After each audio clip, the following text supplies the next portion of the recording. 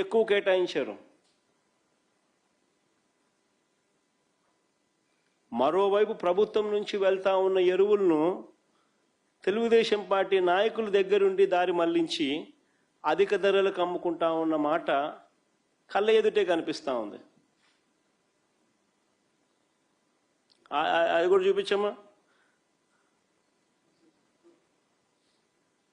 కర్నూలు జిల్లా ఎమిగనూరులో ఎరువులు పక్కదారి పట్టిస్తూ పట్టుబడిన టీడీపీ నేతలు. పల్నాడు జిల్లా దాచేపల్లి 165 బస్తాల ఎరువులు అక్రమంగా తరలిస్తూ పోలీసులకు చిక్కిన టీడీపీ నేతలు.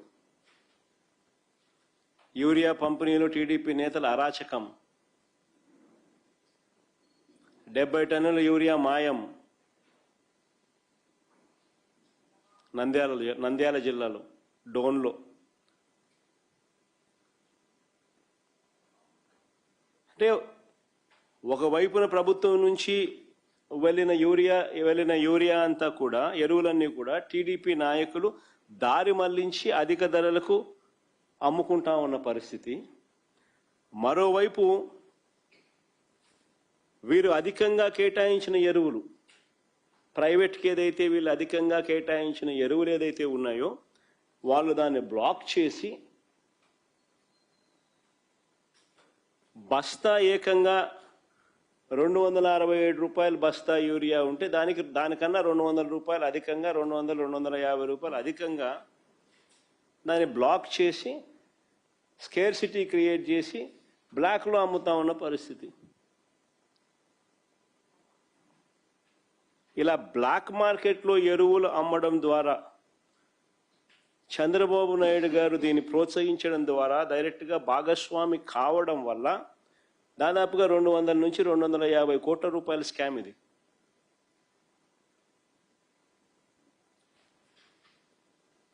రైతులను పీడించి స్కాములు చేసి కింద నుంచి పైదాకా అందరూ పంచుకున్నారు.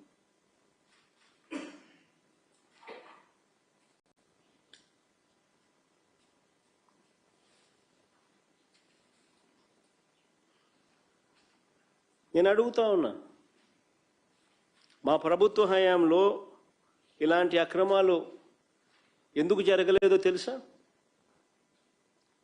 కారణం, ఆ రోజుల్లో ఒక భయం ఉండేది. తప్పు చేయాలి అని అంటే భయపడేవాళ్ళు.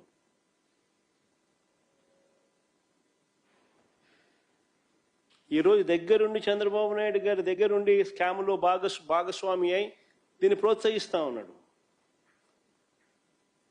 పైపైన మాటలు మాట్లాడతారు, తూతూ మంత్రాలే చేస్తారు తప్ప ఎక్కడా చిత్తశుద్ధితో తనిఖీలు ఉండవు.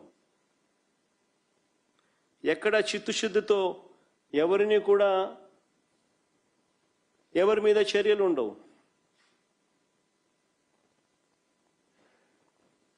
మా ప్రభుత్వ హయాంలో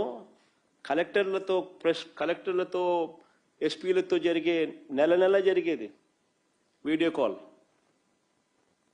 ఎస్పీలకు కలెక్టర్లకు మ్యాండేట్ ఇచ్చేవాళ్ళం. బ్లాక్ మార్కెటింగ్ అనేది కనిపిస్తే మీ ఉద్యోగాలు పోతాయని.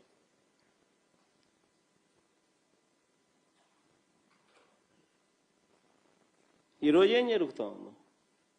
దగ్గరుండి స్కాములో మీరు కూడా భాగస్వాములు అయినారు కాబట్టి విచ్చలు విడిగా జరగనిస్తూ ఉన్నారు, తూతూ మంత్రంగా మాట్లాడుతూ ఉన్నారు. అంతే, ఎక్కడ చిత్తశుద్ధి లేదు, ఎవరి మీద చర్యలు ఉండవు. అంతా దోచుకో, పంచుకో, తినుకో. నాకింత, నీకింత, ఇంకొకరికింత. సిస్టమేటిక్ పద్ధతుల్లో దోచుకోవడం, పంచుకోవడం, తినడం. కంటి కనపడతా ఉంది. రైతులను ఈ మాదిరిగా ఇబ్బందులు పాలు చేస్తూ, రైతుల జీవితాలతో చెలగాటలాడుతూ స్కాములు చేస్తూ ఉన్న ఈ పెద్ద మనుషులు అసలు మనుషులేనా అని అడుగుతా ఉన్నా. మరో వంక ఏ పంటలకు గిట్టుబాట్లు ధరలు లేవు.